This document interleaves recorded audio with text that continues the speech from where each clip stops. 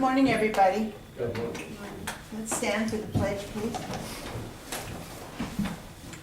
I pledge Allegiance to the flag of the United States of America and to the republic for which it stands, one nation, under God, indivisible, with liberty and justice for all.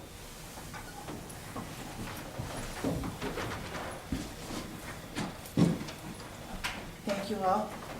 Welcome here in a busy holiday week. Public comment? Joan was first. Okay. The county attorney asked to redo her office next, Uh-huh. last week. Don't you think we should pay her back what we owe other people first before we think of something of that sort? Like, what are you referring to, Joan? Well,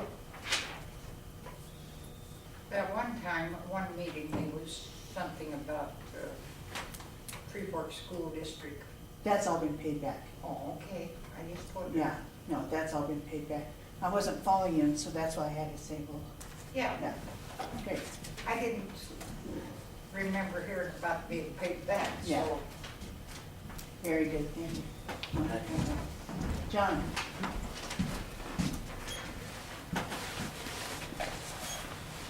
Elaine, this document was served on you from the United States Court of Appeals, Okay. and you were duly served by the Sheriff's Department with it there. Okay, Yeah, I can't give you that, I need to keep that. Oh, all Or right. that, I just want you to look at it. fine. Now, this is way overdue.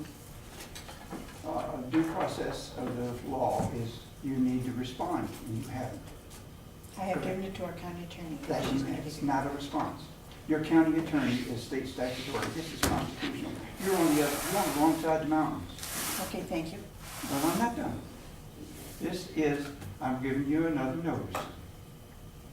Now, this collection for this has been turned over to a collection agency, which is an attorney firm, or private detectives in Washington DC that works for the Congress. Now, what this means is when it's turned over, that you are in, there's a bounty on your head.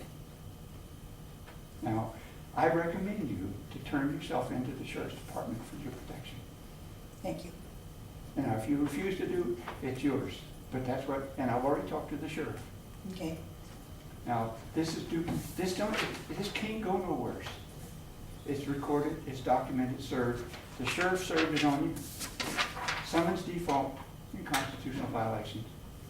Now, I gave you many, many chances to isolate yourself from this through, as well as Laura, and the county commissioners over Nellie B. Sayre. From your derelict of not dealing with that here, you have cost this county and the insurance companies an enormous amount of money through the John and Jane Does, which were totally authorized by Dennis Reberg when he served the judgments on the United States Court of Appeals. Now, you're playing an insane game. The game that you're playing is on the wrong side of the mountain. State statutory versus constitutional. Your oath mandates, which I have a copy of, that you will uphold the Constitution of the United States first and foremost, before the state of Montana, which is not second, it's 10th. Now, I advise you one more time, for your own protection, is to turn yourself into the Sheriff's Department for her protection. How she ever wants to deal with you. Because when you go into a protection agency, like I'm using, private detective, which works for Dennis Reberg's office, or Steve Ames. That's how I got it. They have enforcement, and these guys aren't coming. And our sheriff has failed to respond to it as she should and as she could. But she's in the midst between a hard spot, a rock and a hard spot. your 3 minutes are up, John. Okay? Thank you. Your time's up too. Thank you. Anybody else? Public comment?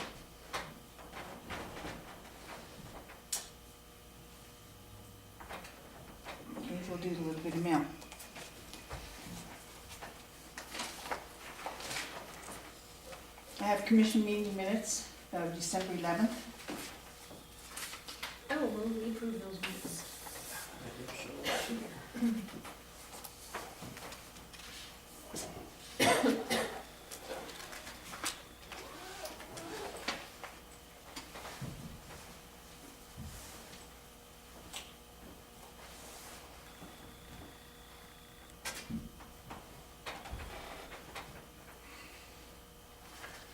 Yeah, the only thing I left on that, the county attorney was told to get some prices on that furniture. That's the only thing that's right in there. That was conversation, that wasn't a decision.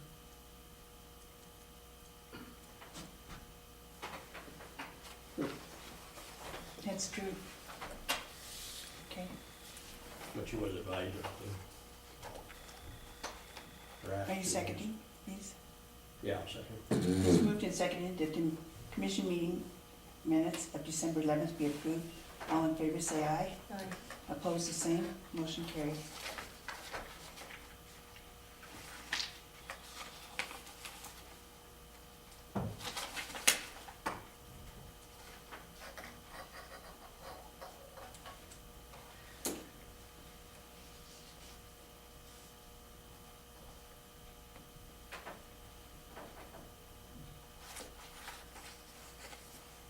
Thank you.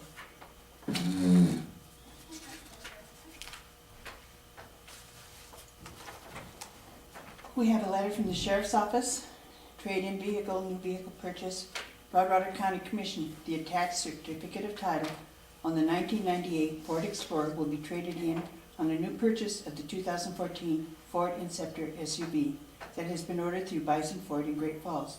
The 2014 is in Great Falls and installation of final law enforcement equipment is being conducted at this point. Pardon me, I am requesting that the title be signed so that the trade-in vehicle can be delivered.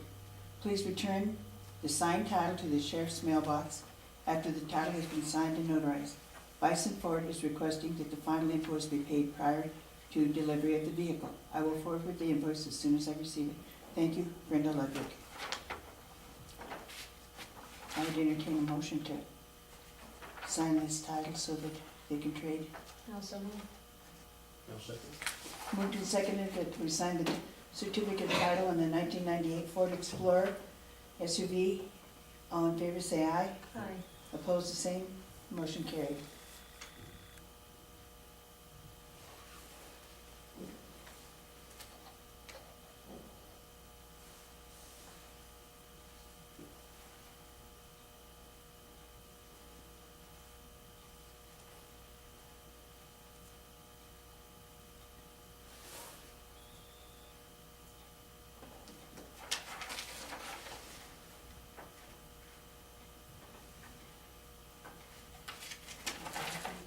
Oops, notarized too, please.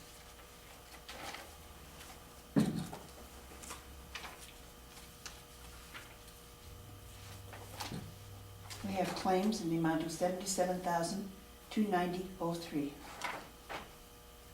And we paid this, 77,203. What was the total? $77,290.03. Okay, and that's the motion for that amount? All right. I will second that. It's moved and seconded that we pay claims in the amount of $77,290.03. All in favor say aye. Aye. Opposed the same. Motion carried.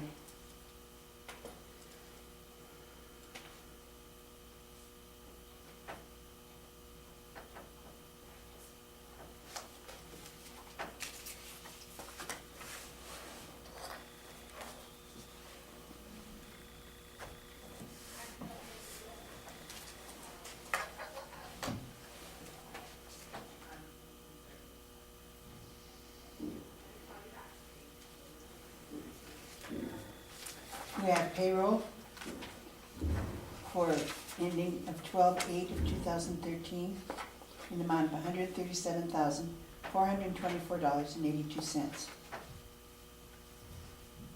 Now who would pay payroll? I'll second. It's moved and seconded that we pay payroll in the amount of $137,424.82. All in favor say aye. Aye. Opposed the same. Motion carried.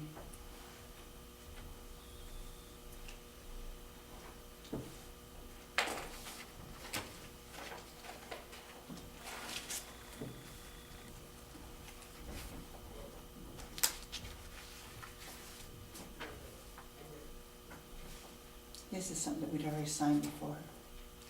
It's with the audit. Just approving them to go ahead.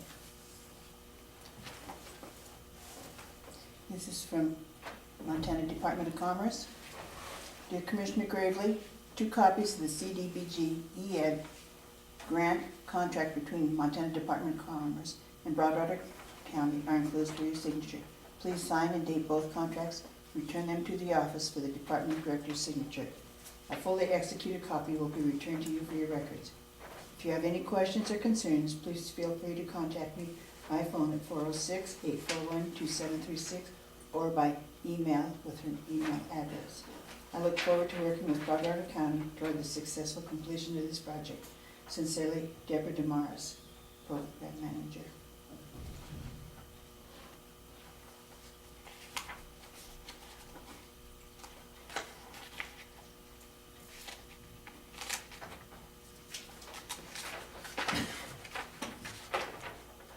This is the one that we always do.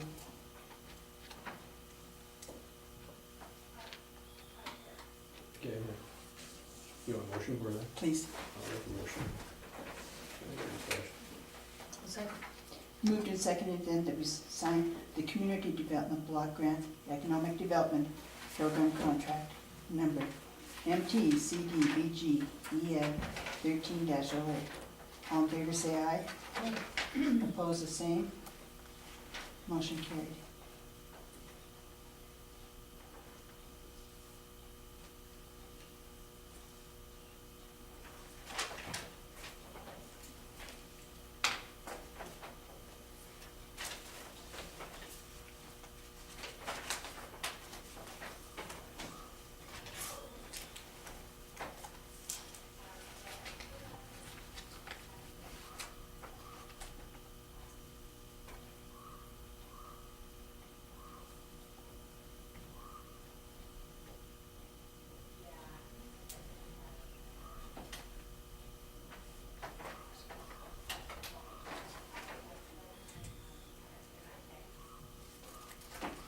And this needs to be notarized also, please. Okay, community update. Franklin. What's a safe test? I think they call it safety test or safe test. Safety meetings in Helena, and the LEPC meeting. And one day as I was coming into town, I got a call to the fire at the transfer station. So I went on up there. It wasn't in the station, a load they were taking up had caught fire on the way, and they put it out and they just unloaded everything in front of the station. It was checking, mostly steam then. What'd you think of the safety vest? Well, parts of it was pretty good, and most of it, there's supposed to be so many, you couldn't get in because everything would take care of it. I mean, I go in, there'd be 10, 15 empty seats in there. Really? Yeah. What did you think was the best part? I don't know, I couldn't say which was the best part. And Laura? I'll answer the best part is the options for saving money for the taxpayers. By reducing workman's comp claims, by reducing the need to be reactionary to people being hurt, the public, the liability issue, the employees, we stand to save the county a good deal of money by following through with the safety program that we've started. So I would say that's the best part. Yeah. Along with, of course, having people not hurt. Mm-hmm. Busy week. Board of Crime Control was this week. That was our all-day quarterly meeting, and then of course we're all on subcommittees. But we got out of there about 4:45 on Friday, so it was a good long day. Lots of information shared there. The biggest one again is money. Cuts at the federal level are going to make it so that either folks at the local government level or the local citizenry level have to pay more, or there has to be some creative looking for sources of money. That was alarming. There was a Toston Dam on a tabletop, and about 2 years ago, I think it was Gail was the chair at the time, but one of the bladders for the Toston Dam wasn't holding what it was supposed to, and so there was leakage. So they had a tabletop to discuss what was done right, what would be done differently in the future, and really almost everything was done exactly like it should have been. So there was a lot of kudos paid to our folks who worked down there at the town, specifically Brian Carroll. I met with the Agency on Aging this week. We had our year-end meeting with MBAC, and because the three of us are usually busy Monday afternoons with meetings, we should appoint somebody. Virginia Nur has been going in our stead to those meetings, but it should be officially that she has appointed our spokesperson per their new bylaws. So I thought I'd put that on the agenda for next week, if that is okay with you. That's fine. We had a JDIA, and that is Juvenile Detention Alternative Initiative, which is Montana's test bed. We had a conference call on that. That's moving along, and the judges are actually gonna be carrying the torch on that one. And other than that, I think that was about it. It was a busy week of everybody trying to fit in meetings right before Christmas. Very good. Yeah, I forgot I attended that, on the Toston Dam. It wasn't that the bladder was leaking, the bladder failed completely, and it dropped the reservoir right down in a few hours. Oh, Sounds like they more. got it, I'm sorry. got it corrected. Go ahead. There was also a water discussion on, we're a closed basin in Broadwater County. Denise Thompson and I put together with One Montana, which is a nonprofit to bring rural and urban Montana together. We had a conversation with about a dozen people on water rights, first in line, what happens with so many subdivisions coming in and drilling wells. Excellent conversation. Kelly Flynn was there as well. So just wanted to make sure I threw that in. Does crime control have any idea percentage-wise, money cuts? No, it's mostly cuts in the funding of different crime prevention programs, victims programs, which of course we have a grant, drug task force type programs. UDL grant was expected to be cut, but that was funded this year. How long that'll last, we don't know. UDL is enforcement of underage drinking laws. So it's looking at kind of the what ifs if these cuts continue and continue and continue. And we're already dealing with years of cuts behind us. So, yeah, a lot of counties, Broadwater included, have relied on the federal money to sustain law enforcement activities And lots of other programs. and too. lots of other programs, you bet, everything related to that, district court and there's just, everything is interrelated, so when one gets cut, it just affects everything with ripple effects. So speaking of the UDL program, are they gonna do something for New Year's Eve for the high school kids again? I don't know. I did not make it to the last DUI task force meeting, and I haven't heard anything, but I think that's a good question to find out. Have you heard, Franklin? For the public, what they've done is, I don't know if they rented the school, they just used the school and had an all-night party for the kids with movies and games and pizza and pop and the like. And it was to keep the kids off the streets, and that was a very good thing. Paul? Point of information, the Rotary Club in the past has been approached to help finance this. And to my knowledge, no one has approached us this year. Okay, So I don't know whether the ball's been dropped or other plans are afoot or what. We'll have to do some checking then. Thank you. Okay, a little bit more mail.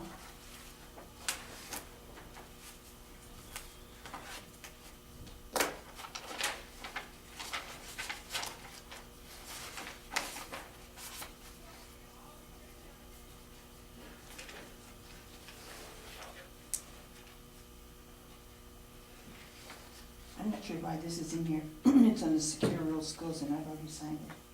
I can answer that question. Harold called with a question. Instead of Xing those, even though the percentage is set, we still need to put in the percentage. So Title I is set at 85%. There's nothing we can do to raise or lower that.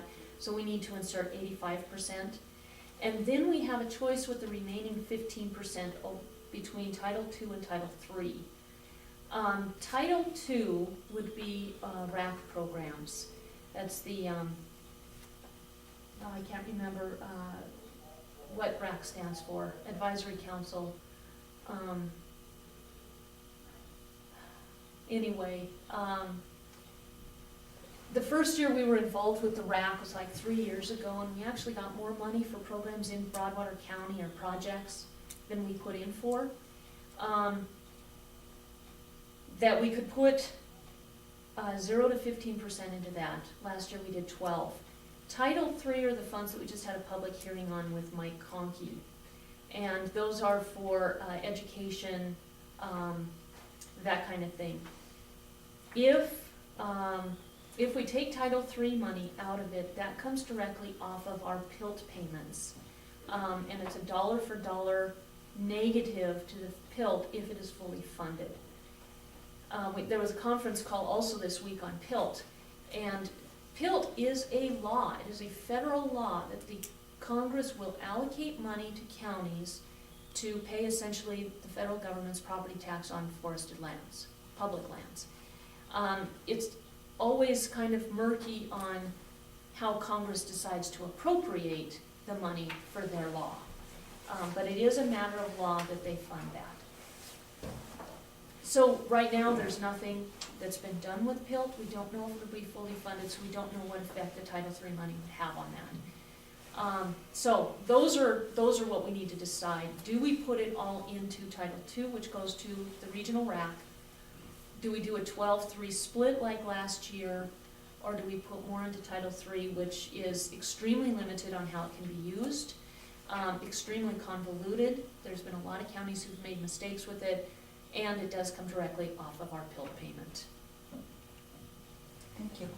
Franklin, any thoughts? I'd say stick with the same as we did, or done in the past probably. I know that Title III, there's a lot of restrictions on it, but and it's got to be followed or we get in trouble on that.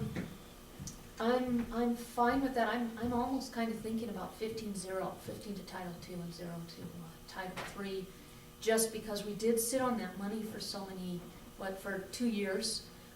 Didn't have a use for it. We finally have a use for it that Mike has put into place. I just wonder if it couldn't be better used on the Title II. And what all does Title II cover? That is RAC projects, and that would be for the Helena National Forest, and it is things like cabins, trails, vault toilets for some of these trails, trailheads. Trying to remember some of the things that we had. I think we had a cabin here in Broadwater County that was funded a couple years ago. Those kinds of recreational activities is what it's for. And Lily cabin? Or- No, refurbing an old one. Okay. Yeah. Well, that's strictly Forest Service going to do that. We're not involved in that. But it's our money. Well, yeah, to a certain extent, but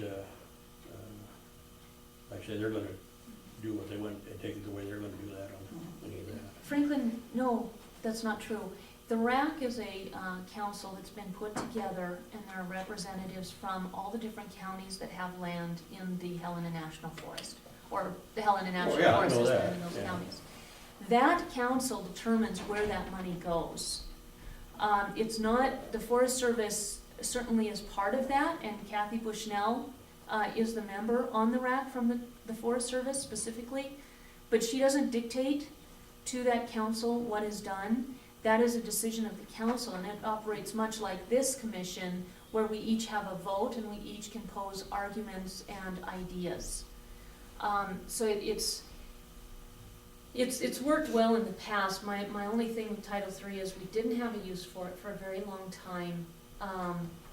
It does come off of PILT, and we are just now putting to use the money we put in a couple years ago. That's very true. No matter what, they still determine what each county's gonna get. And that's determined by the amount of federal land there is in the county. But that's Right. on PILT. Right, that's what we're talking about, was a pill. No, it isn't, Franklin, we're talking about SRS, and we're talking about a Well, percentage, so. SRS is just about the same as pill. It's not the same, no, and it's not the amount of money we're talking about, it's the percentage of the money. What Well, percentage? yeah, I know, Yeah, so that's what we That's- need to decide. straightforward there. It isn't, anywhere from 0 to 15%. I'm gonna move that instead of just continuing to go around in circles on this, that we put 15% into Title II, 0% into Title III at this point. You ain't get what you mean. Is that a second? Yeah, I'll say. It's moved and seconded then that we put 85% into Title I and 15% in Title II of the SRS money. All in favor say aye. Aye. Opposed the same. Motion carried. Are you voting? I did. Oh, I didn't hear. You have to speak up. I'm getting old and my hearing's going.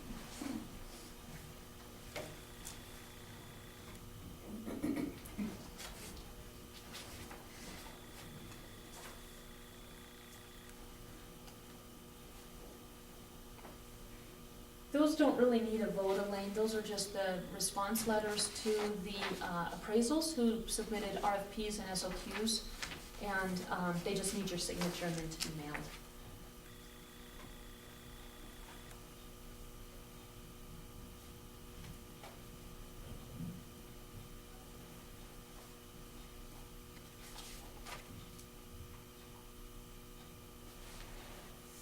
And just for the record, they were voted on last time we met.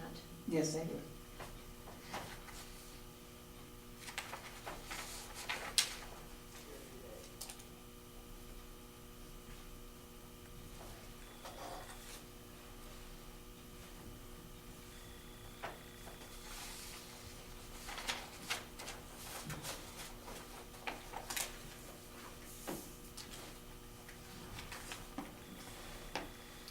Okay, county ID policy. We put that in the agenda, I think last time we met, 10 days ago roughly. And there was a claim that came to us with a claim for an employee to buy a county ID card. We've never had a policy on this before. Some employees were under the impression that they needed to buy their own out of their own pocket. Other employees have put it into their budgets and purchased them. They're $10 a piece. Where they are, something that we need to discuss is if an employee goes to stay at a hotel for a conference and that hotel asks for a county ID card, that county can deny the county rate if that employee doesn't have the card, and that rate is far higher than the governmental rate that we get to pay. The bottom line is they're representing the county. Yeah. They're not there representing themselves as Jane or John Doe. They're representing Broadwater County. Absolutely, yeah. So, it was asked of us that we consider a county policy that anyone who travels on county business and represents the county, employees, that they have their county ID card paid for by the county. And again, it's $10. And that's gotten through DOT, isn't it? MACO is where some of the employees went. So I'm not sure if MACO goes through DOT, if they're an intermediary like they are for us in our name tags. I don't know. Okay, thoughts, Franklin? Yeah, I think it's fine to have that ID. I would have to agree. Wherever it comes from. Yeah. And at $10, I think it can come out of their individual budgets, would be my thoughts, that, because there won't be that many people traveling. No, and our budgets, most of them look really good this year. The $10 hit is not gonna hurt. Mm-mm. So, how about, I move that we draft a county ID policy and bring that forth for approval as soon as that is drafted. Moved and seconded then that we draft a county ID policy and bring it forth at the next meeting. All in favor say aye. Aye. Opposed the same. Motion carried. Would you check with Mako and see what they do on IDs? I mean, Yeah, I'll see if because they it used to have be that you could go to the driver's license bureau and get an ID. Ah, okay, But if Mako's doing something different, I would like to know what that is. okay. Yeah, I will check with Mako and I'll also see if they have a policy that we can cut and paste to apply in Broadwater County. Sounds good. All right, online, Pardon me? nothing.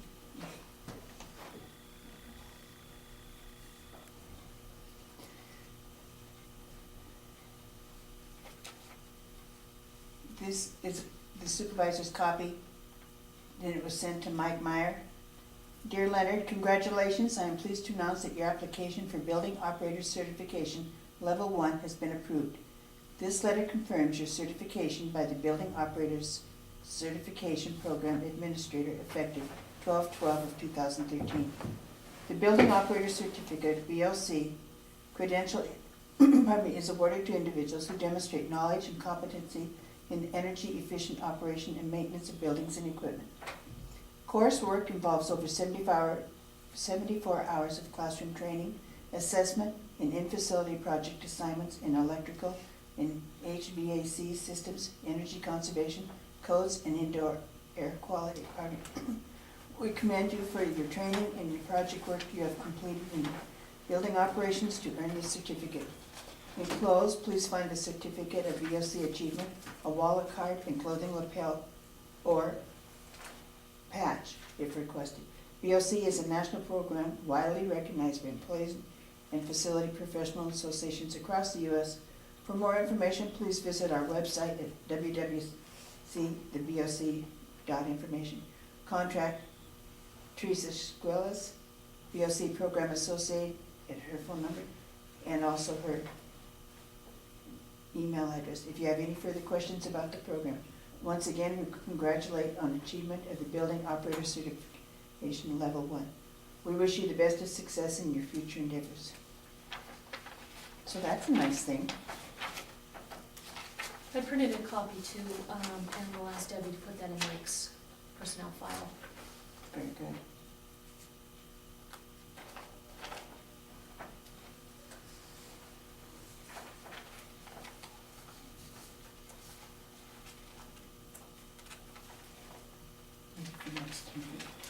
They are, yeah, they're just for you guys to decide if they meet with your approval. Per MCA 7-5-2122 and 7-4-102, we need to establish by resolution a regular meeting date resolution and office hours resolution. We also will have one to set per diem and travel rates, but I just didn't get it done. And it looks like that it's just one, oh, and this will be done after a public meeting. So depending on how many weeks we need to advertise, we'll have a public meeting, probably January 6th, or the week after to approve those. Okay, thank you.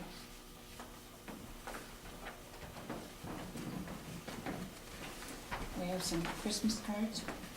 Go ahead and continue looking. Yeah, this is pretty much what we've already got anyway, right? Right, we're just doing the formal thing. This is, Area 4, Agency on Aging. Area 4, Agency on Aging thanks you for all that you do every day. Your dedication and service makes life better for countless seniors.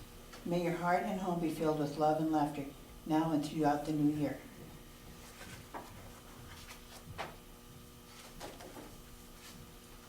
And this is from BBG Contractors. Season greetings and the best wishes for a new year.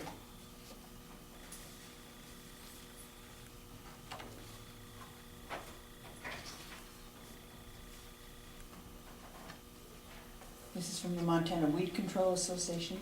The most wonderful time of the year. The MWCA Board of Directors and staff wish you Merry Christmas.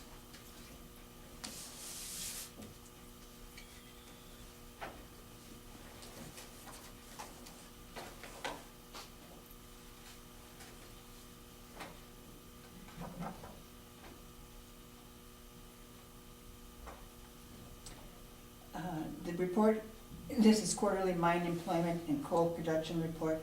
Reminder to file for the upcoming quarter. And it just gives the dates of when those are due. On coal, you said? Mhm.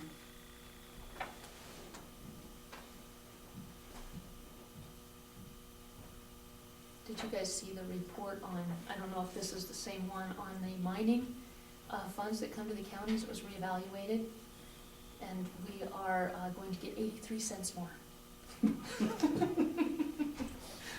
I'd say don't spend it all in one spot. Another Christmas card, happy holidays from all of us at Mako Defense Services.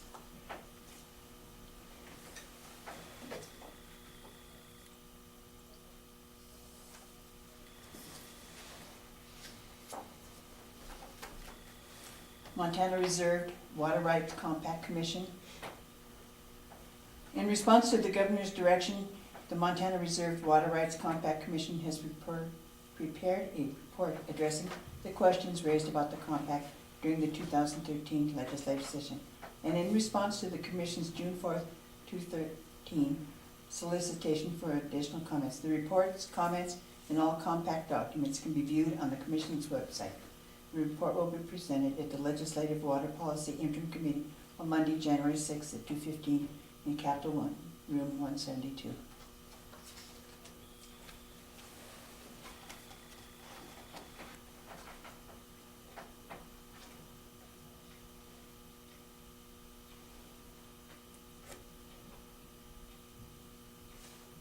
Oh, this is the one between the Indian tribes. Mm-hmm. The Salish Kootenai. Mm-hmm.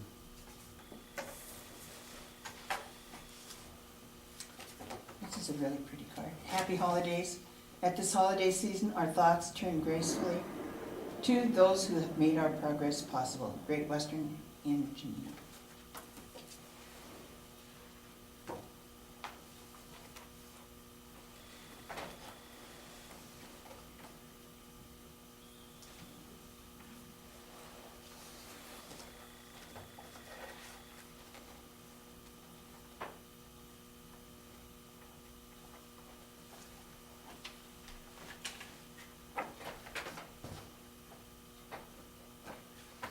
This is the annual report from the Montana National Guard Department of Military Affairs.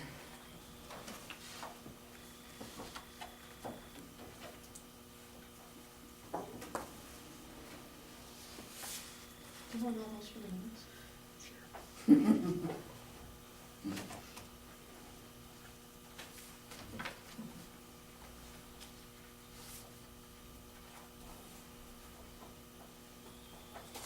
Premier bank statement.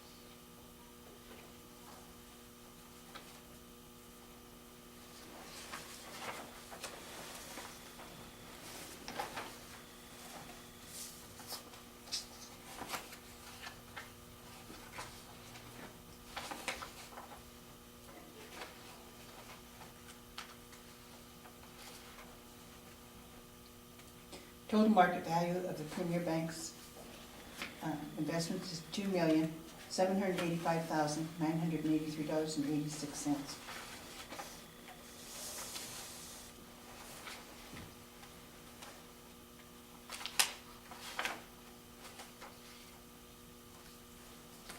And they just took out, the trust board just took out 100,000 to use on projects. From the Fish Wildlife Commission of the state of Montana, notice of adoption, and this is on the roadkill requiring a permit.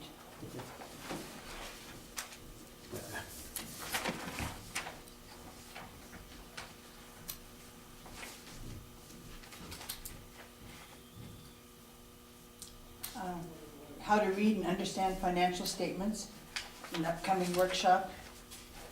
There's 3 in Montana, Bozeman, Helena, and Missoula. Ghosts. Gremlins, huh?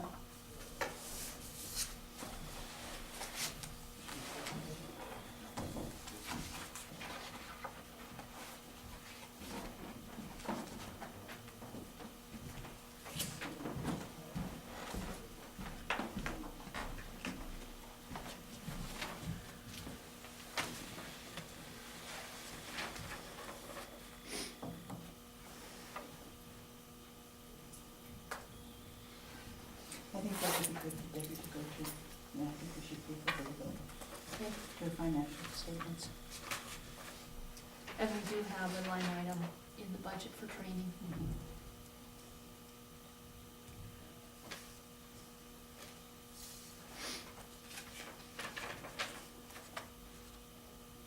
It looks like it's a 1 day.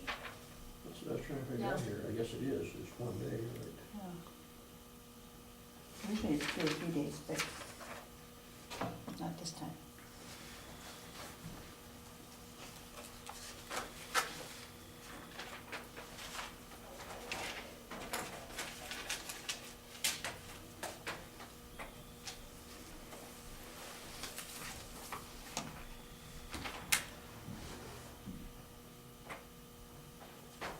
Yeah, this is one's From the 9 third. AM until the 4th. Yeah, one's on the third, fourth, and fifth each day, so it's a one day one. I would suggest she go to Helena, February 4th.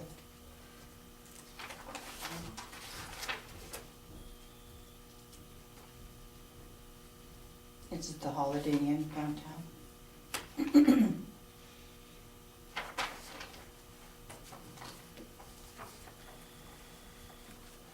Bernadette, come on up, please.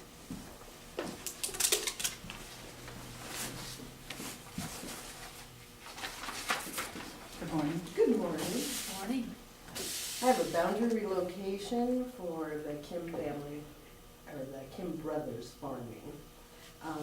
They have 2 existing lots, each over 200 acres, and they're doing a boundary relocation to put all the fields in one lot and the potato barns and stuff on a separate, for planning purposes and such.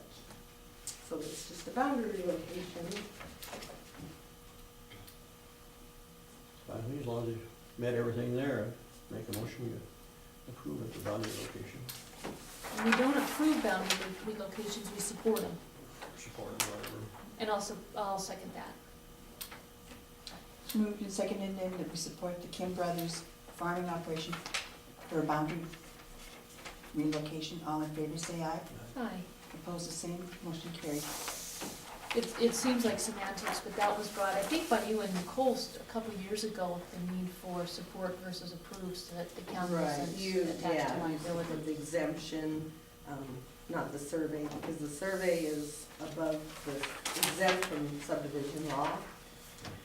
But the law allows for the county to review that the exemption is being used correctly. So it can review a non-reviewable survey.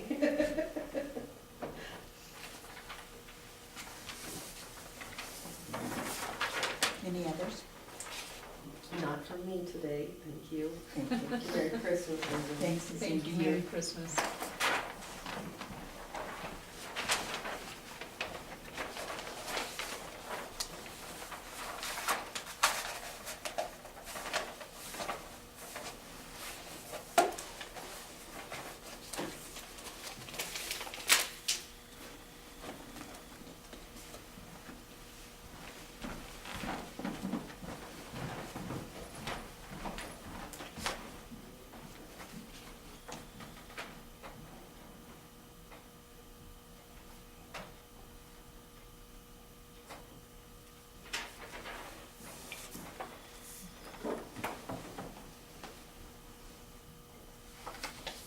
This is just our copy from the other one that already been signed.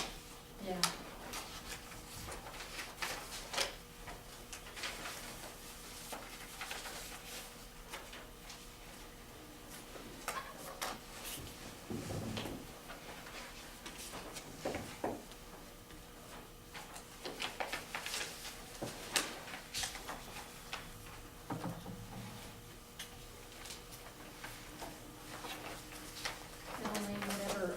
pleasure is on this, that's fine, but we've had the piece of mail with us for a couple of weeks on the proposal from the trust board regarding the docks at the silos, and we do have Sharon here today to talk about that.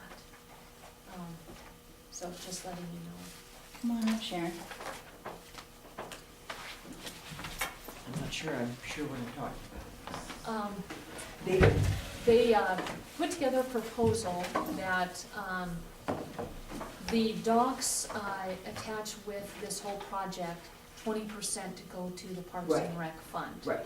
And that's, is it in here? Did you see it? I did not. Oh, okay. Because I'm not sure I I have got that. seen it. Okay, we, But that's what Steve proposed at the meeting. yes, and it's pretty much what he proposed Okay. verbally. Okay. There is no provision that was presented for the 10% maintenance fund, and it does include all the docks, not just the new ones. So those are some things that we need to talk about is, do we just work with the new docks, or do we do an MOU to the contract to incorporate the old docks as well? New docks could just be a new contract to marry up to the old contract.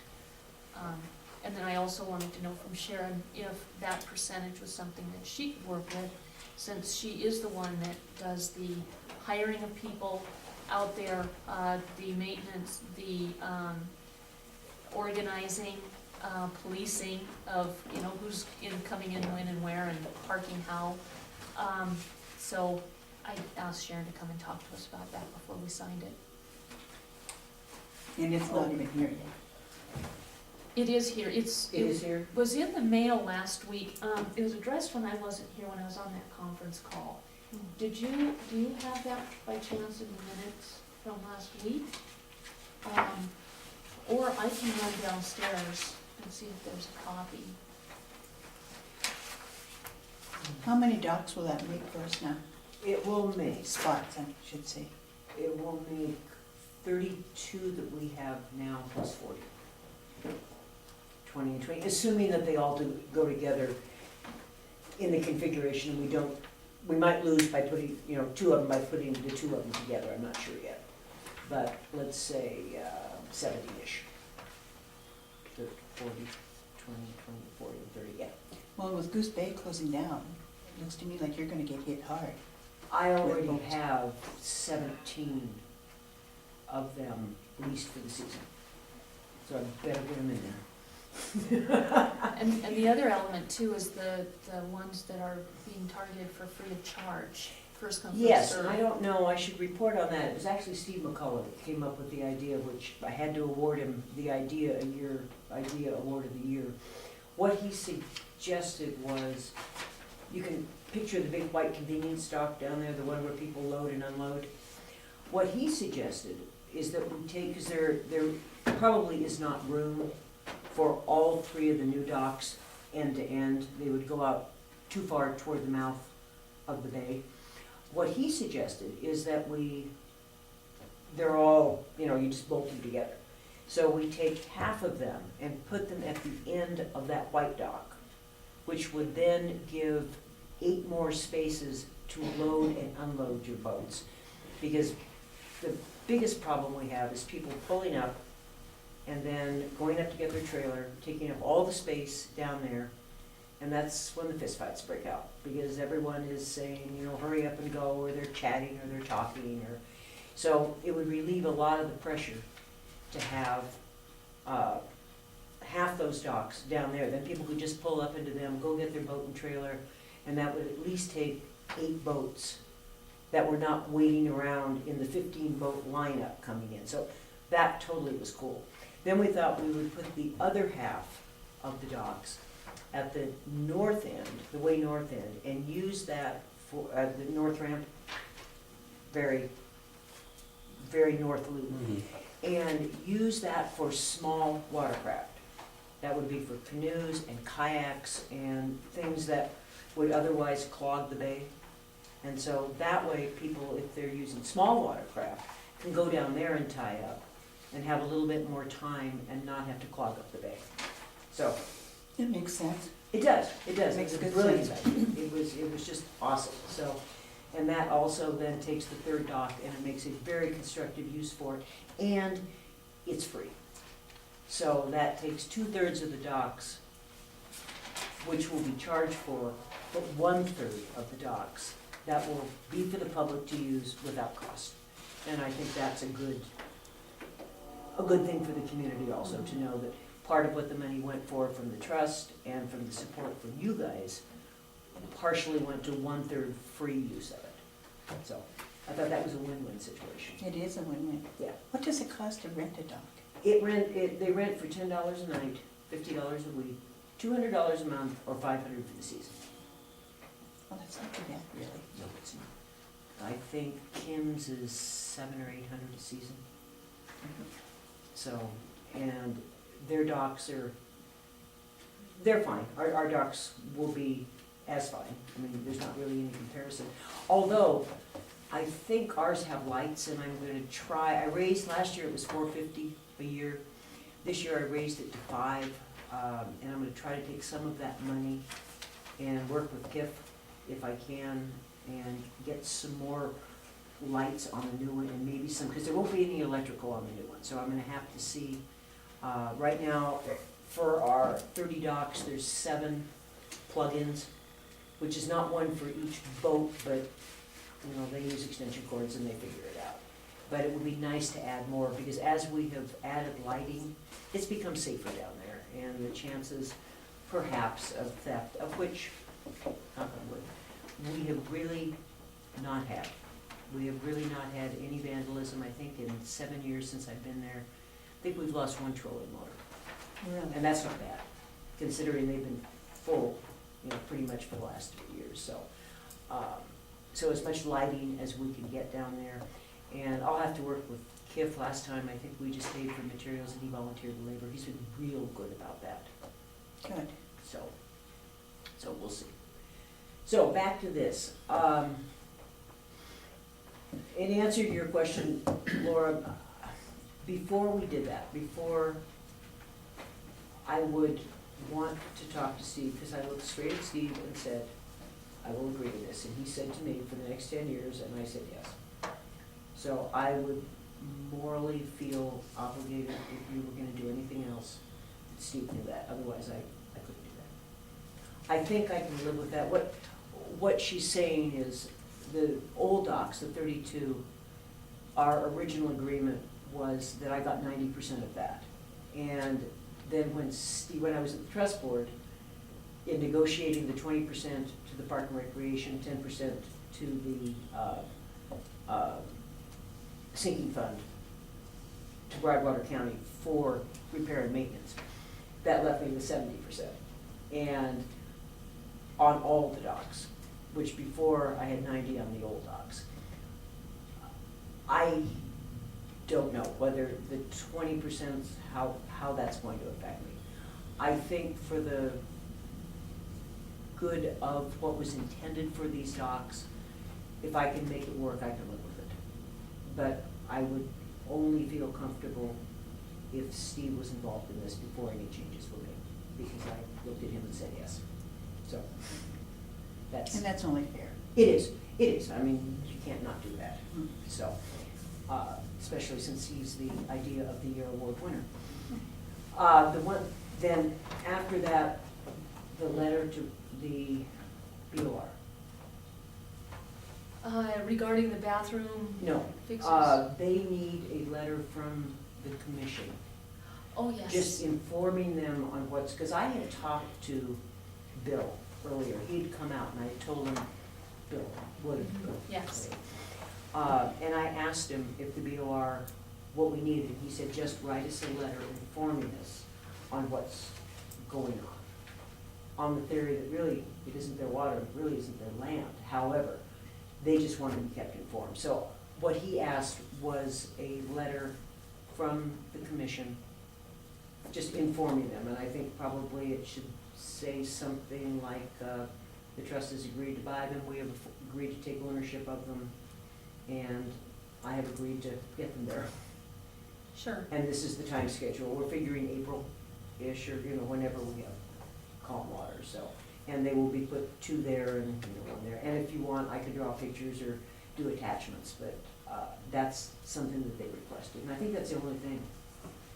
I can write that since it's in my district, but I'll just attach, your report Okay, proposed to the trust board, okay, and so that's already done. okay. That's what they said was all they needed. Okay, all right. Do they sign on to our contract, the concessionaire contract? No. Okay, Well, I don't remember off the top of my head. I don't,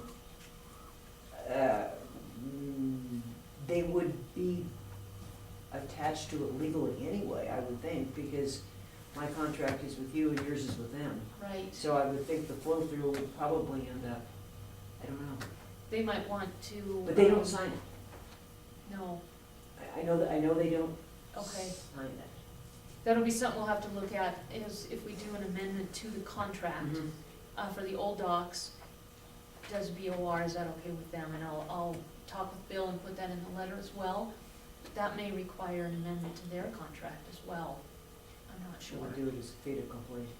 This is the way it is. There you go. Better to ask forgiveness. Which is actually not true with them, I found out. But yeah, however it is, but I do not remember, I think, I'm assuming it would flow through, but legally, I think the commission's is just with me as a subcontractor, Okay, and then you're the managing partner. I think you're right. So I'm not, well, in fact, that would be probably because legally, they always say they can't talk directly to me, they have to talk to you Yeah, on anything. okay. So I'm assuming that. And I'll double check, I've got a contract downstairs, just didn't think of it.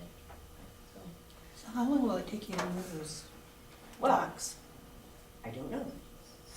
The last thing that Steve said, I said, what else do I need to do? And Steve said, you need to get him there. Fortunately, we have, and I forget Jack's last name, but you might know him. He lived in Townsend, worked for the Forest Service, Fish and Wildlife for many, many years, and he's a neighbor. He used to own a marina in Louisiana or someplace. He has moved docks before, and he's a good friend of Jerry's.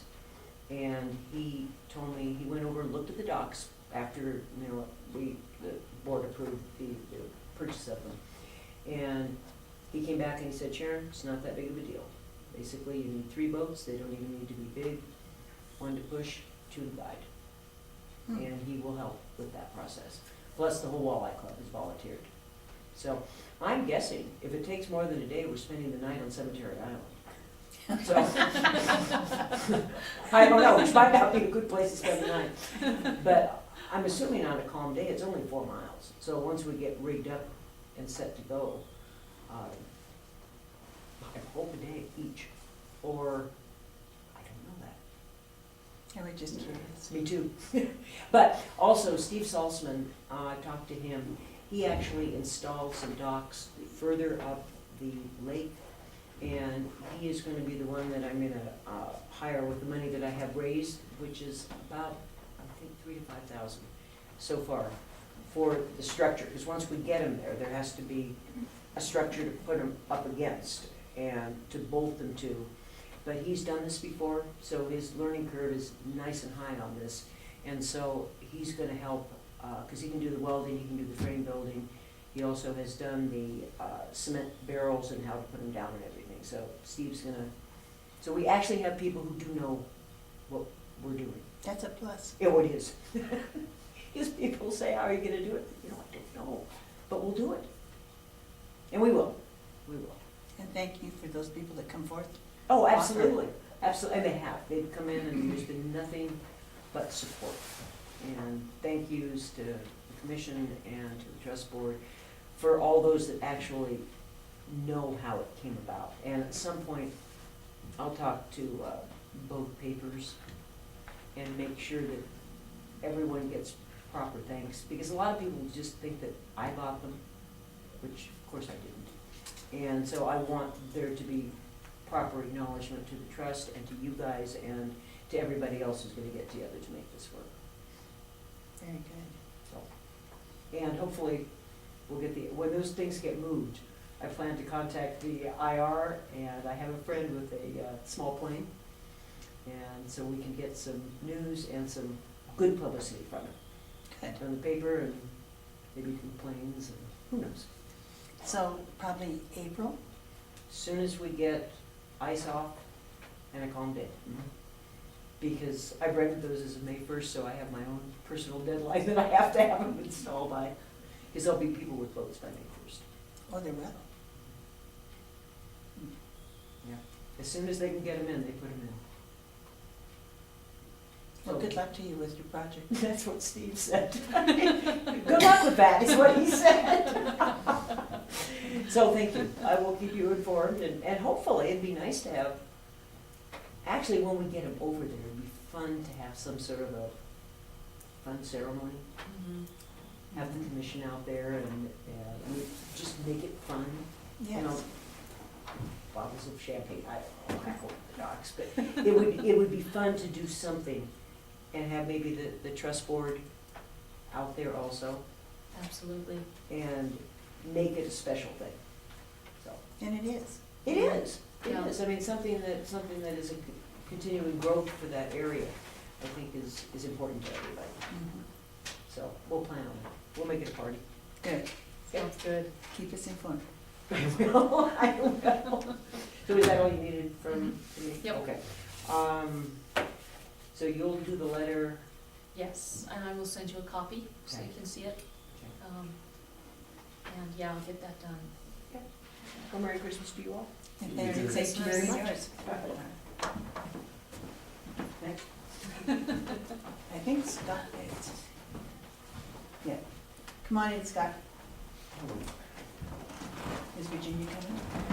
I think I'm the only one, so I will, I guess start and do the presentation by myself. It had called, if you know, it had called for Virginia, and I believe the Department of Ag Inspector. But I am the only one that I know of that's here anyway, so. It's a hard week to get people there. Yeah, well, it's, the inspector was only asked just to kind of answer any of the law questions that might come up, but, you did, for those of you that are wondering, we had an inspection, and I'm just gonna kind of give of our facilities from the Department of Ag. Greg Murphy, the Department of Ag Inspector, come out and looked at things and looked us over and just kind of checking out our needs and possible concerned areas and things. And so I was just going to kind of update you on what he found and kind of go from there. But I guess good news is there was no violations that he could present. He didn't find any immediate violations, in that our storage and facilities did meet the required needs. Because we do have the spill pallets in the storage area, so if something was to happen, that would be considered a spill protection. And we don't have any herbicide containers of 55 gallons or larger. So that makes it, you know, meet the requirement. Also, according to all of our records and everything else, the handling and the distributing of our herbicides, all the documentation was there, proper and correct, and I had all the labels and everything handy in the MSDS and things like that. So there again, there was no violations in that area. He did note the pictures as I presented them to remote getting.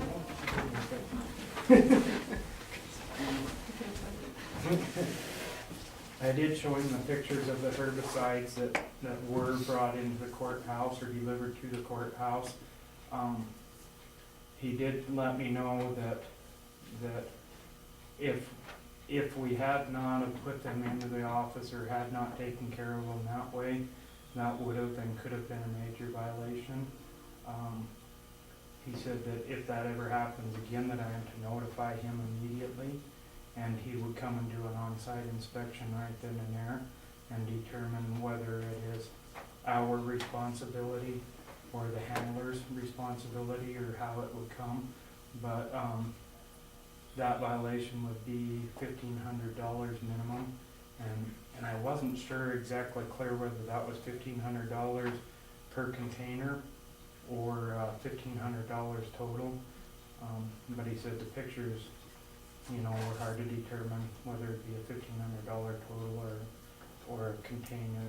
But that is a major one. And then also it would have probably led to misstorage, mishandling, and all kinds of different violations. You know, there could have possibly been 3 or 4 violations just off of that coming into the courthouse. So what he did find, since there was no violations, he was looking and he did come up with some major areas of concern and some potential violations.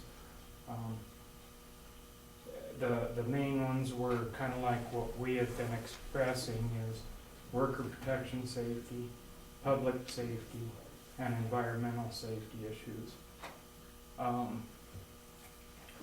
Even though our storage facilities meet the needs, because we have the spill pellets, he said that the wood floors do not act as spill protection. He said that, you know, basically we were doing our job too good because we made sure that everything is up off the floor. And he said even if a container of the liquid was sitting on that wood floor, that could be a violation because that would not keep it from going out into the public or into the environment. So he said if that was the case, you know, the floor does not protect against that kind of spill. Also, the door system, you know, even though we have the doors closed, do not, you know, are not the proper spill protection either. I'll just kind of go through here. I've got a list of things, so let me look at my notes. The number 1, I guess, was the worker in a public safety. He noted that the area was very tight and very confined, and that when he walked in, the first thing he noticed was the fumes that the workers have to deal with. I mean, it's a heavy smell of chemicals in there, different kinds, you know, because we do share our storage space. He said that does, you know, present a potential for overexposure, even if we do open the doors up, you know, it takes a bit, he figured. Do you require your staff to wear masks of any kind? No, not unless they're, you know, not unless the label requires them that. Mm-hmm. I offer masks, I offer the spill suits, you know, or the you know, different kinds of suits. I offer them gloves, the face masks, everything else, you know, and the wraparound face shields. But I do not require if the label, because that's kind of one thing he pointed out is kind of the label law is the law. You know, if the labels require a certain storage temperature, then if we don't offer that in our storage facilities, then we're breaking the law. And that's the kind of the things that he's going to look at in case of an investigation or anything else. First thing he said he's going to look for, he wants all of them labels presented right there. And that was kind of the first thing he stepped into the chem shed. And first thing he went and looked at all the chemicals and made sure there was a clear label right there. So, but yeah, the tightness of it, you know, kind of presented several things. Is it would be easy to mishandle the chemicals. So depending on the time of day or the, you know, the fatigue of the workers or whatever, he said it'd be pretty easy for somebody to come in there and grab the wrong jug of chemical and to take it out. He said as soon as you did that, as soon as you try to mix it or do anything, you'd be breaking the label laws, which then that is a direct violation. Whether we have them separated or not, he said just the tightness. Also, in that it's because of the confinement of it, he seen that there was potential for loading and unloading, the chemical bringing it in and out. He said it's hard to grab a box and move around or something, you know, it could potentially cause damage to the container or, you know, something like that, or also potential for injury for the person because it's not, you know, able to properly lift and carry things in and out of there. Also, you know, if you're trying to fill a jug or something, you know, it's tight in there. So he was real concerned on the handling of the chemicals, you know, and then also, the wood flooring, you know, get slick if there was something, you know, things too.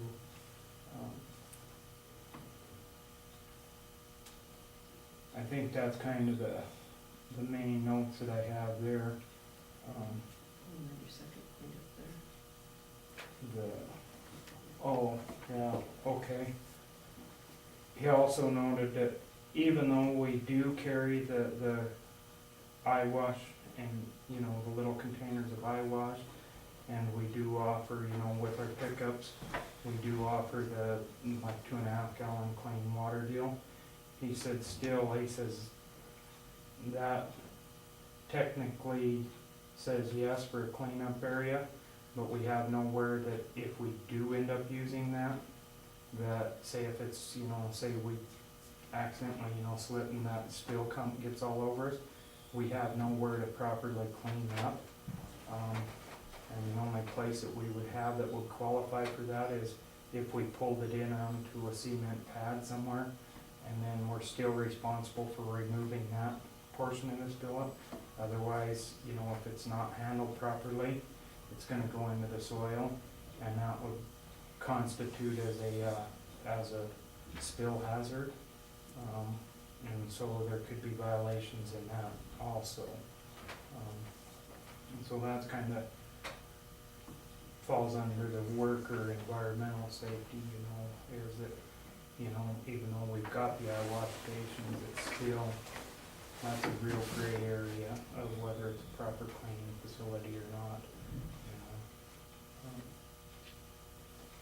know. Do you wanna kinda talk about the environmental issues a little bit of what you know, and then I can kinda go in and I think you, I mean, what I listened to so far, Scott, I think you've hit most of it. okay. The environmental safety side of things is, like I say there again, that has a wooden floor in it, so that doesn't constitute. He said that if he pulled that wooden floor, even samples of that wooden floor, he'd almost guarantee that there's residual. So that whenever we decide to do anything with that shed, if we ever decide to do anything, he says we're gonna have to basically take that flooring completely out and replace it. And we then have to treat that wood and all that, the material in there, as a hazard waste. And then we'd have to go through proper removal techniques and things like that. And it couldn't just go to the landfill or something like that. It has to be treated like hazard waste. And he also said with that, because of that, he said in the years of use with that, he said he'd be real cautious on doing anything like that, because he would almost bet that if they took samples of the soil underneath that there would be residuals in that too, and so we could be responsible for then removing all that soil underneath. So that's kind of a gray area there, you know, that's pretty tough, but he also kind of said that with the washout loadout area that we have right now, is it just has a gravel drain field, and he said no matter whether you wash your vehicles out in the field with the, you know, whatever kind of chemical, you know, to neutralize it, I guess you could say. He said he said without a jug there, he said if I showed up any day you were loading, and he said I seen a jug sitting there or any kind of leak on that pad, you know, on that pickup or whatever, he said that could call for another inspection. And he said then, he said since it is a gravel drain field, he said that would lead into him probably taking samples of that drain field. And he says he almost guaranteed that there would be residuals in that, which could make us responsible for cleaning that whole drain field until the residual was gone, so to say. And so he said, where that lays and how that lays with the water tables noted to be so shallow, he said we gotta really be careful on that. 'Cause if there's any wells downstream or directly adjacent to that property that uses that high water table, said if there's ever any formal complaints against, chemicals being in that, the first place they're gonna come and look is they're gonna test around our facilities. And if they find them same chemicals coming out of that well or whatever, we could potentially be the ones that are responsible for the whole cleanup of the water system and the drain and everything else related to that, because we are a county entity, and I do hold a dealer's license and things like that, and so he says that does then constitute for us being the probable personnel.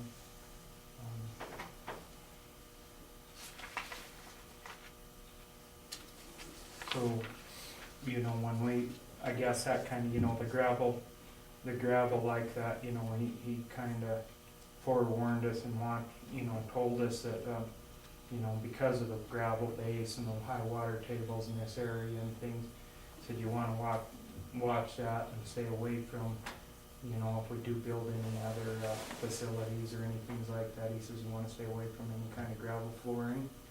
He said it does constitute, it's okay if you put some kind of liner in there, but also just like any other material, such as the wood or anything, he says if you got a gravel flooring or anything like that, he says you have to start doing tests every so often, and once that residual level shows it at such amounts or whatever, then we're responsible for treating that as haz waste and removing it and taking it through all that haz material. We can't just dry it or do anything like that. We'd actually have to remove that and treat it as haz waste. And then also he said you still need the proper barrier to keep it from being pulled in and out of that facility, whether it's in the tire treads or whatever, because that's breaking the laws and considered a spill of a sort, The list of the potential violations, was pretty big. And that's kind of what I was looking at is, the potential. He basically said that, we've been doing our job to the best that we can, and that we actually were doing it almost too good. He walked in there and he wanted to write some violations, and he wanted to do that, and that's, he said, I'm not here to be the bad guy and to write violations, but he said, he said the list of potential was huge, but we've been doing our job so good that he couldn't find any. So, that was the good news too. I don't know, like I say, it just kind of backed my thoughts, and I would guess that she's probably doing this, that we're not asking for an upgrade on the facility because we aren't adequate. We're acting to stay, asking to stay proactive in our needs and keeping in mind the worker and the public and the environmental safety needs. And then trying to push forward to a more efficient, effective way of doing that, and What is the dimensions of that shed? 8 by 20, and that's on the outside. On the inside, what, I was gonna insulation and stuff takes up another, Probably 5 inches on each wall, which it's just the foam spray in right now. So that's one thing, there's only one way of heating it, and that's some kind of plug-in heater. which I just went and bought because the one we had was just a little milk house heater type, electric heater. It was here as long as I've been here, and I figured, them things wear out, so I wanted to protect against any fire hazard, so I went and bought a infrared type heater, which is a safer, more efficient type of heater.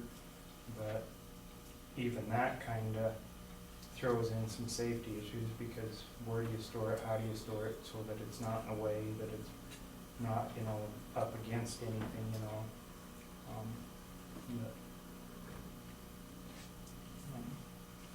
do you wanna add anything on your side, I mean, I look at it, is like we talked about before, is when our guys are coming in, it's always off hours, that they come in and they don't have anywhere to go as far as to use a restroom or anything like that. I mean, everything's locked up, we have no access to it. And I just think that's not an appropriate situation to ask somebody to work in. I mean, they're coming to work, we try to give them all the things that they need to do their job, but there's some of the essential stuff that, we don't have to provide them.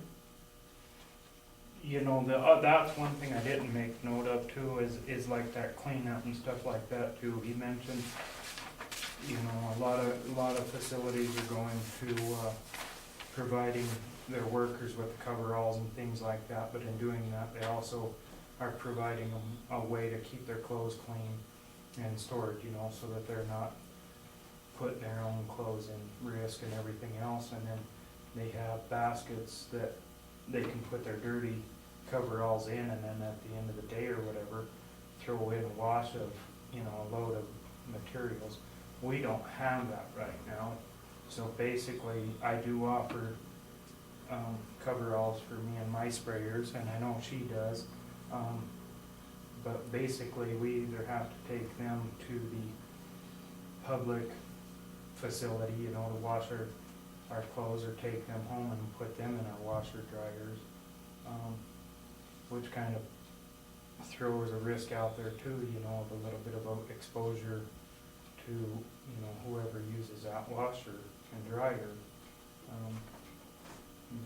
And then also in our vehicles and things like that, so we're asking our employees to take that chemical home with them,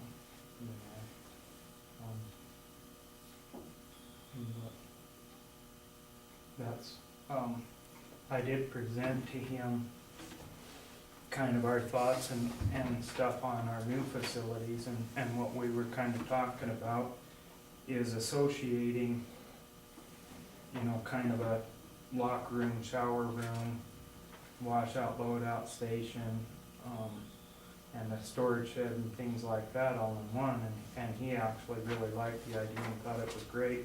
And what we kind of thought about was putting in a washer or locker room, for bathrooms, things like that. And that way you could tap into one major water source, have it all on one pad, and then we could build a pad for our equipment to come in and wash out and stuff and fill out and everything else, and put kind of a controllable cistern underneath that, so that we could then properly dispose of those waste materials, following the labels, which would be to sump them back into our tank system and neutralize them in our tank system, and then we could take them out along the right of ways and distribute them that way, or we could use them as part of our herbicide mixes. And then also we could do that with our recycling program, or the recycling program that the Department of Ag offers, which is to properly clean your herbicide containers, and then they can recycle them. So I mentioned, tying a recycling system in there, that we could keep under control and have a place for those out in the field, those ranchers, farmers, whoever's gonna be using these herbicide containers, to set up an appointment with either myself or Virginia to come in and unlock those washer needs in that storage area, instead of us having to try to come up with a specific day, to get the recycler in and making sure that everything else is clean And Which has been a problem right now. I mean, I've had the MDA egg for the recycling truck come in twice now. And, you know, even though you put out in all your notifications that they need to be triple rinsed, and to really have it properly done, they need to actually stab the bottom end of those containers so they cannot be reused again. And majority of the applicators are coming in following that. Some don't, so some are coming in with jugs that are, either still have some residue in the bottom or something like that. And it's like more or less they tell them, sorry, I can't, you know, we can't accept these, so I end up turning them around and sending them back home. So it's like, if we had some place to kind of do that, it would help because those jugs most likely aren't gonna come back the next time around. They're just gonna, you know, they may take them and rinse them outright.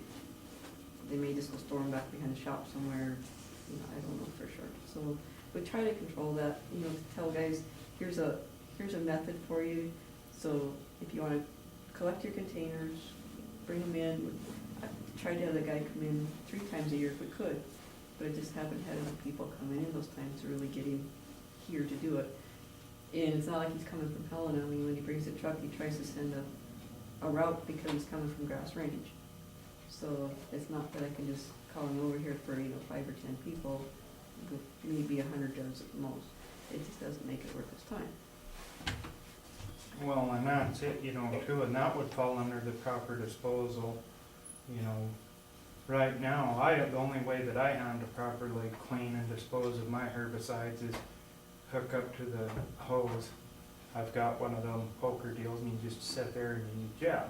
Well, it's not worth it every time you empty a jug, so we build up 30 or 40 of them before we properly clean and dispose of them. You know, therefore, our storage, you know, on them empty ones, what do you do with them?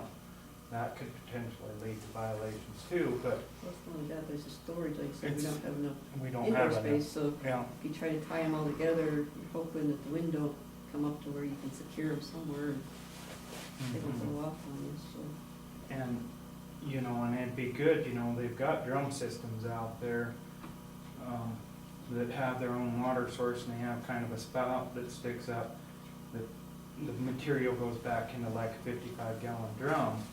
Well, all you gotta do is you sit there and it's on a hand, or a foot feed deal, and you just walk up and you stick your jug over that, and you just turn the water on, and it cleans them out, and that's properly cleaned, you know.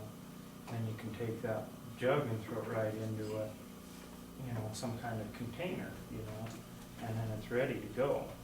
Right now, unless it's done through private stuff, I don't know, you know, any kind of system that is available to like my department or the public for that kind of stuff. So if we got that new facility, we could, you know, we could tie that in, and then I could properly take the liability of, you know, disposing according to the laws, you know, that waste material for them too. So the other thing too that I kind of want to bring up on the side of this is, you know, we've mentioned in multiple meetings and stuff our need for a meeting room, and I kind of wanted to apologize. I think that you know, we might have been misunderstanding and misspeaking too.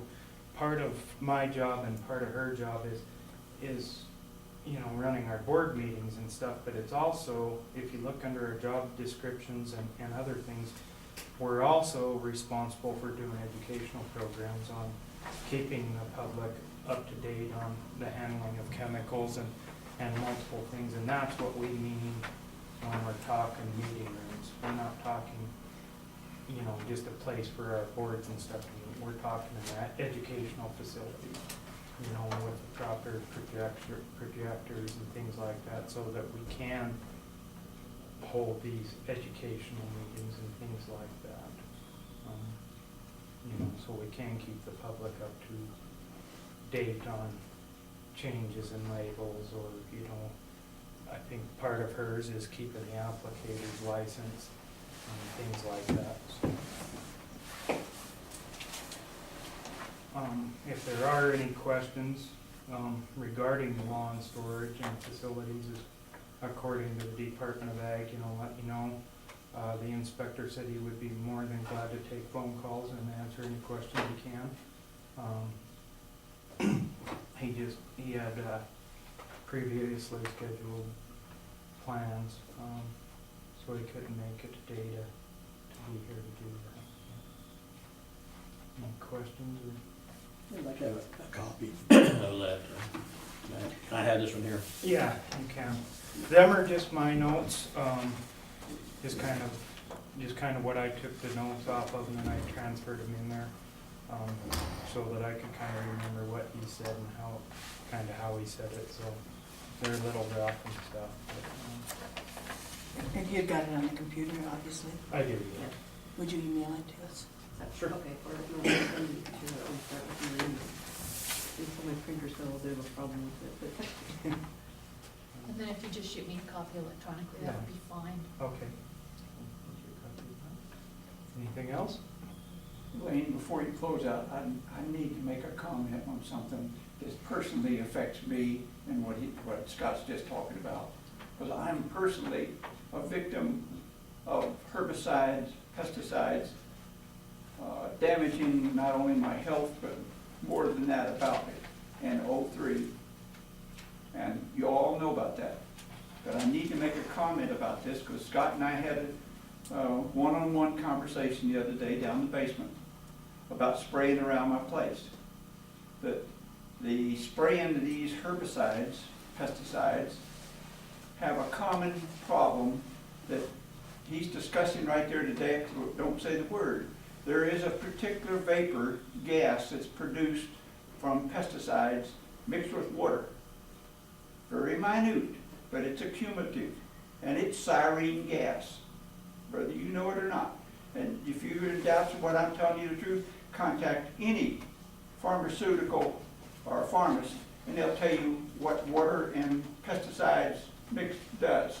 Now, my problem in hand is this: in '03, I was sprayed 7 times along the road around my house before the illegal road was moved.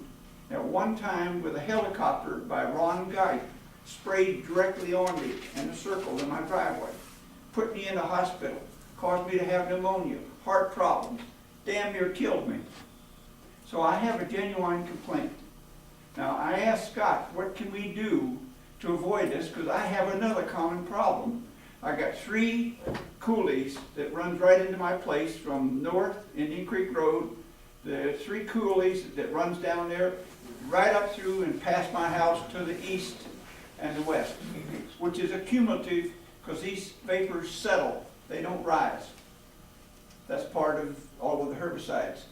My problem in hand is I've been allowing him to spray very conservatively around my place, which, but he has no control on all of the coulees and everything around me that comes through me. I actually, and Scott will verify, I get up and leave for a week or more while he's spraying, so I won't have direct contact to it.